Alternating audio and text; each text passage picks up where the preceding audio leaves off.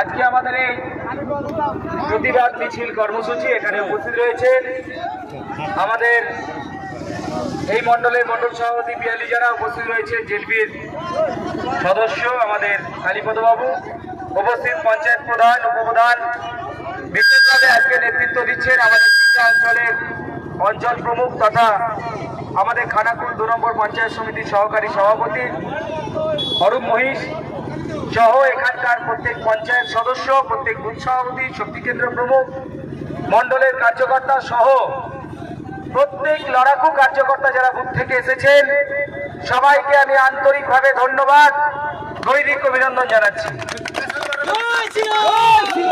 আমি শুধু এই অঞ্চলের তৃণমূল কংগ্রেস নেতাদের একটা কথাই বলতে চাই, আপনারা কিন্তু ভোটে জিততে পারেননি। খানাকুলের মানুষ আপনাদেরকে ছুঁড়ে ফেলে দিয়েছে মুন্ডেশ্বরী নদীতে।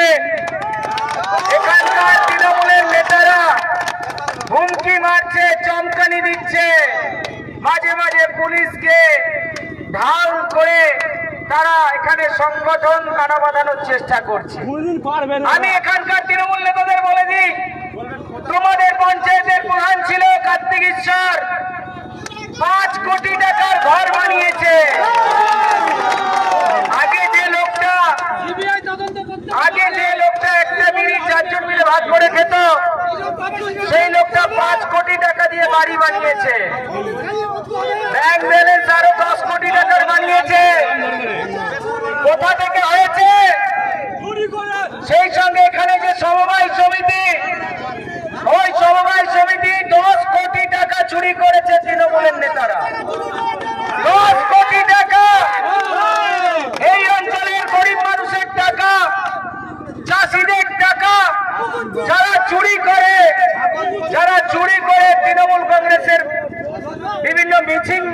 মিছিল মিটিংয়ে খাটায় তাদের উদ্দেশ্যে বলছি, এই এলাকার জনগণ ওই চোর তৃণমূলকে ছেড়ে দেবে না, আপনাদেরকে ছেড়ে দেবে না।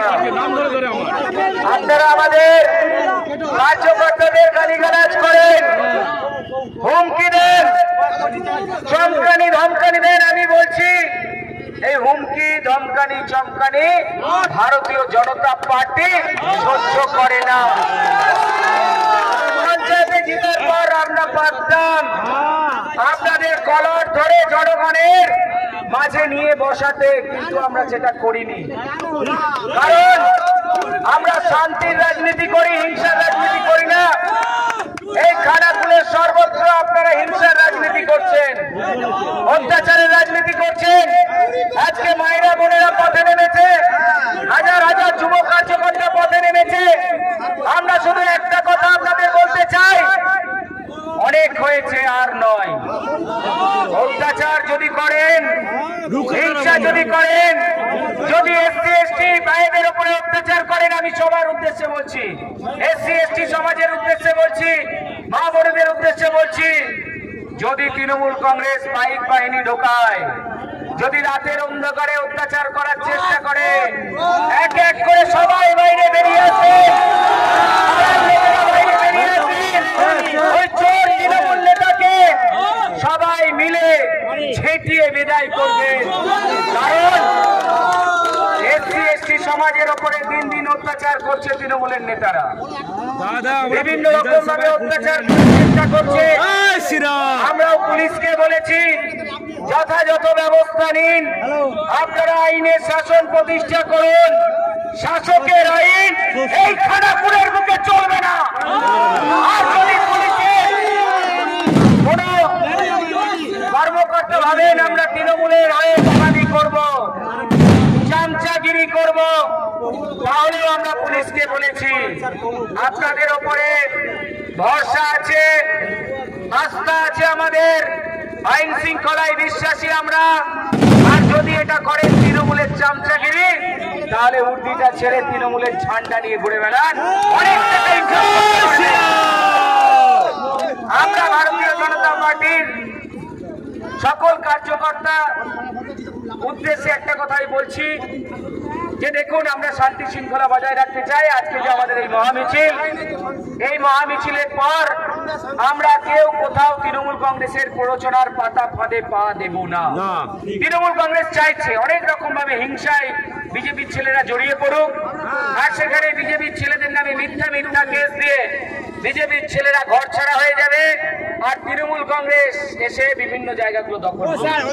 আমরা বলছি, তৃণমূল কংগ্রেস নেতাদের এই চক্রান্তে আপনারা পাতা ফাঁদে পা দেবেন না। আমরা গণতান্ত্রিক পদ্ধতিতে লড়াই করব, আর আগামী দিনেও খানাকুল বিধানসভা ব্যাপক ভোটে লিড দেব। লড়াই হবে তো?